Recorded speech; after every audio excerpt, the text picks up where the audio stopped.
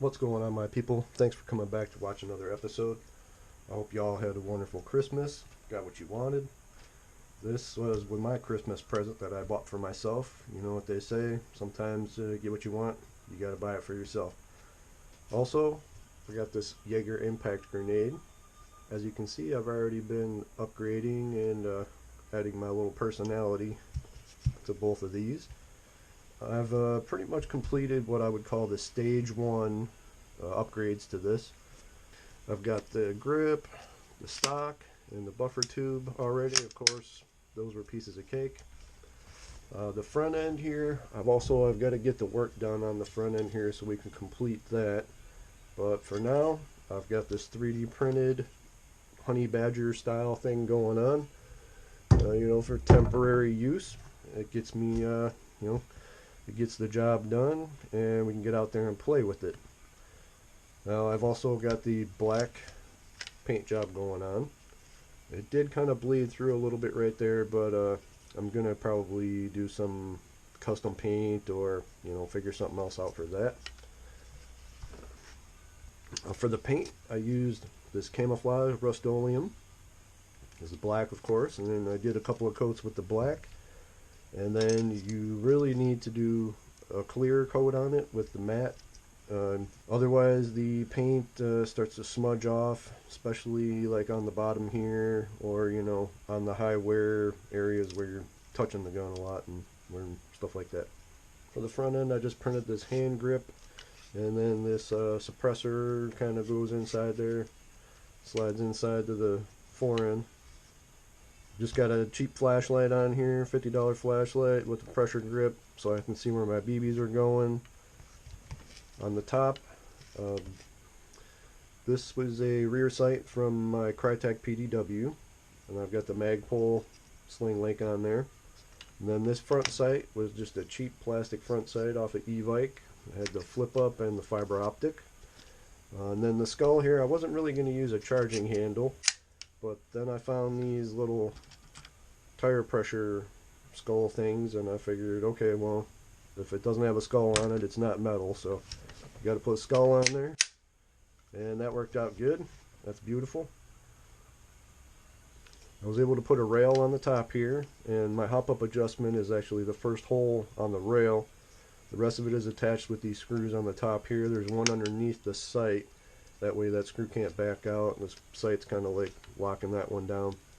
The other two screws on the flashlight do go into the suppressor here to kind of lock that down so that doesn't go anywhere. And the screw underneath here in the top is also the main screw for keeping the suppressor on.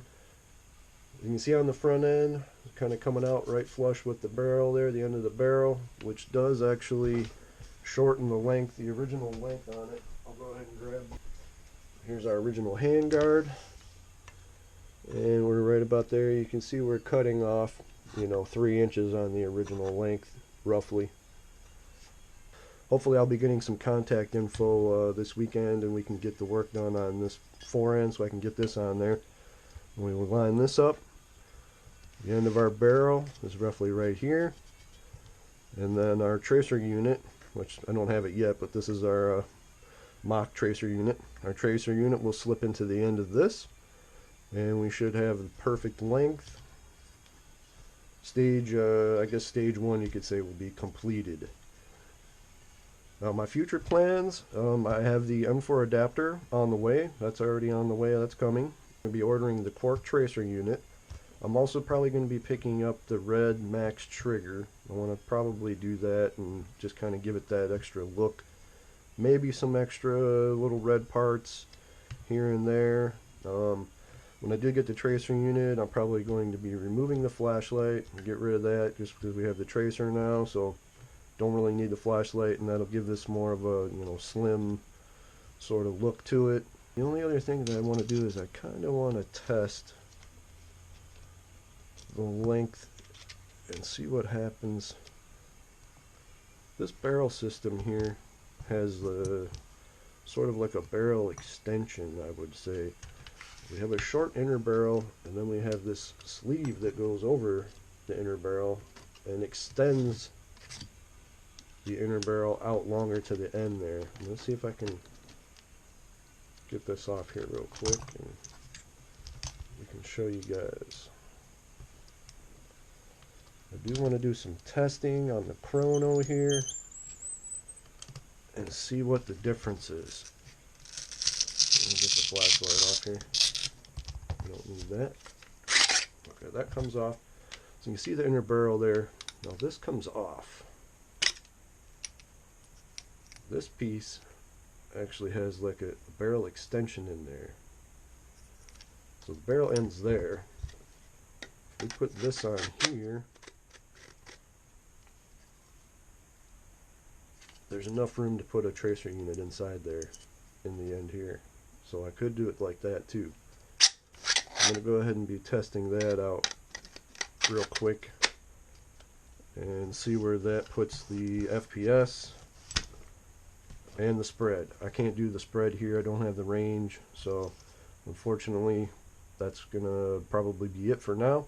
Stay tuned though, because I will be posting the M4 adapter. When I upgrade that, I'll do the video on how to do that, and if you guys want to see how I'm going to do the tracer unit.